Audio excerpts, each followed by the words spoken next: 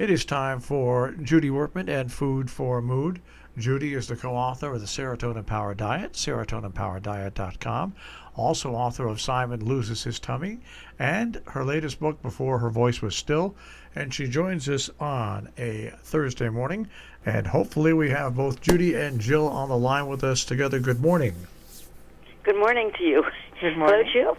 Hope that things are fine with you as well. That if this works, then the answer is yes, it's fine.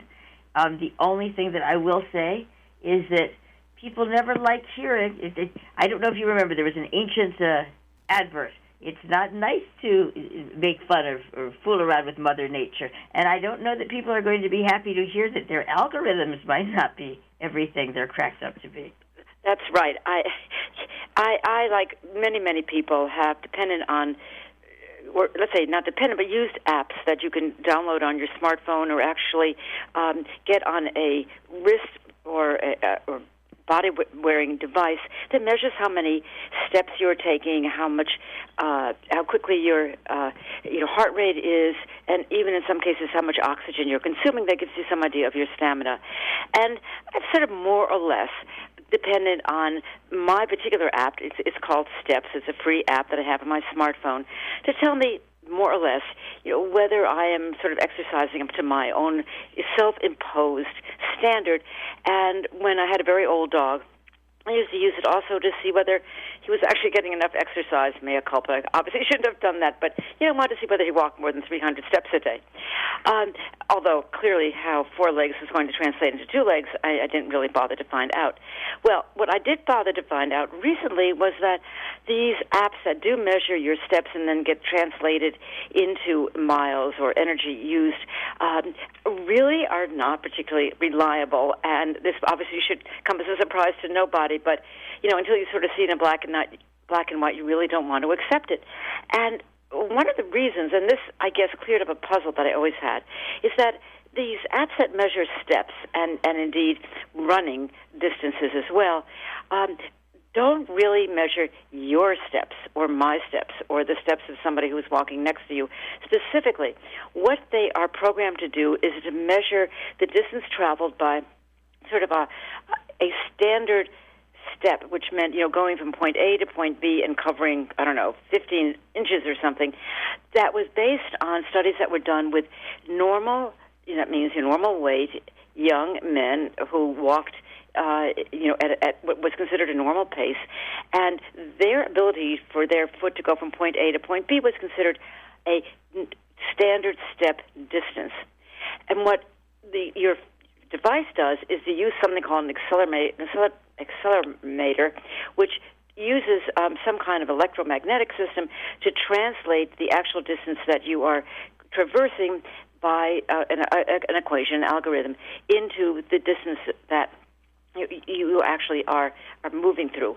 But again, it's fraught with all sorts of inexact measurements. And one obvious example is this. I have a friend whose husband has Parkinson's disease. They, not in this weather, but when the weather is good, they walk. And he walks very slowly. He shuffles because he's afraid he's going to lose his balance. So he has trouble lifting up his feet. His steps are very close together. And so it means that he may take a lot of steps to go a block. When she walks, and she's short, but she walks very quickly, she could traverse the same distance in half the time and with half the steps. And the problem is that the devices that they're both wearing to measure steps are totally dissimilar and really give the wrong information. The other thing is that if you use some of the devices on your gym equipment, assuming that you're back in a gym or you can go back to a gym or you have something in your own home that says, okay, you're on the treadmill or the elliptical or the stationary bicycle for so many times and you're doing so many revolutions per minute or so many steps per minute, and you get a readout, wow, I just did 489 calories right now. I'm going to stay on until I do 500, and then I can go out and have a piece of fudge cake for dessert. Don't believe what you see on that machine because the machines are extremely inexact. according to several articles that I read, unless you put in your weight and you're honest about putting in your weight, there is no way the machine can really translate what you're doing into accurate calories, because if you're very heavy, you're going to be spending much more energy in going the same distance on a treadmill as if you weigh 98 pounds. So that is inexact, and they found that the most inexact of the machines are the elliptical, where you're sort of moving your legs almost as if you're walking, but you're moving your legs in a sort of step type device, and that you also can move your arms at the same time. If you ignore the arm part of it and move only your legs, you're going to get a very inexact reading. Apparently, the most exact readings come from stationary bicycles. Okay, so there you are, thinking that, wow, I've walked 15 miles, I've walked 5,805, 76 steps, etc., and now I'm going to go and have a really big dinner, or I really worked off the big dinner I had yesterday. So that's error number one. Second of all, many of us tend to turn to these food tracking apps, mainly, if you went online to look at what they do, mainly to see whether you're eating too much or eating actually less than you really thought you were eating, so that you're going to lose weight. Some of us look at those apps to see when was the last time I had any vegetable in my life, or am I really vitamin D deficient just because I haven't seen any sunshine for the last 3 months and I haven't been taking any vitamin D pills, and where am I getting my vitamin D from? Okay, but most of us don't use our apps to see how well nourished we are.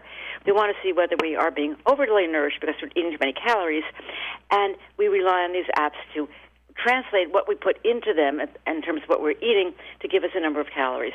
And there have been something like 67 studies looking at the validity of these particular apps compared to the gold standard of how much, of how many calories and nutrients food contain that are based on the USDA, the United States Department of Agriculture, standards of what's really in food.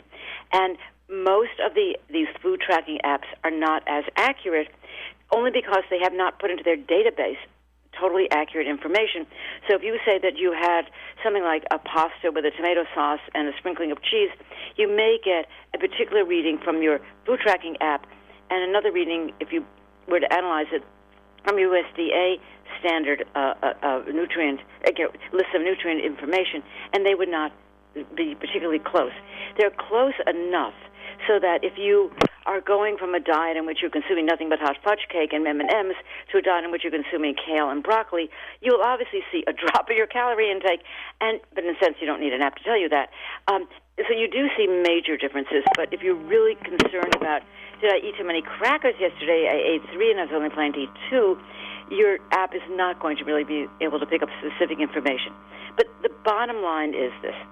If you really are concerned about exercise enough to track it, and if you're really concerned about your food intake enough to track it, then you're fine because you're concerned about the right things. You don't need an app to tell you to be concerned. You're concerned. And if you give yourself just a little bit of time to maybe even measure what the distance is around the block and then the next block, or give yourself enough time to look at food labels so you have an idea how many calories are in that cookie compared to that stalk of broccoli. In a sense, you really don't have to rely on these food tracking apps either. The fact that you really want to is enough. Yeah, that's actually a really if we put a little bit of humanity into it, you can you put a little human energy in. Hey, how many? Am I walking around the block? How long does it take? Or all right, is this low-calorie lasagna the same as this other lasagna that's made with 62 cheeses? So that you can calculate. If you do that, you're going to be much better off than if you rely on solely one thing or the other. Yeah, and but let's say you're in a restaurant and you look at the choices and you see one offering which is a breaded fried something, let's say chicken parmesan covered with tomato sauce and gobs of cheese, and the other thing might be fish fillet that's lightly sautéed with lemon juice and maybe a tiny bit of butter. Well, again, do you have to enter those two foods into your food tracking app to say, you better think twice about ordering that chicken parmigiana? No, because if you're doing that, right? Then you're actually not, how you say, paying attention. So, exactly. Anyway. And if you have been sitting on your sofa watching reruns of whatever, for the last 3.5 months, you don't need an app to tell you that you've walked, maybe a total of 59 steps today. Right, or that you didn't walk. All right, thank you very much, Dr. Judy Wurtman. You're welcome, and stay warm. Bye-bye. Of course, you can hear Food for Mood every Thursday right before This Week in the Lakeville Journal. You can find Judy online at our on-demand page, which is, of course, RobinHoodRadio.com. Click on Food for Mood with Dr. Judy Wurtman.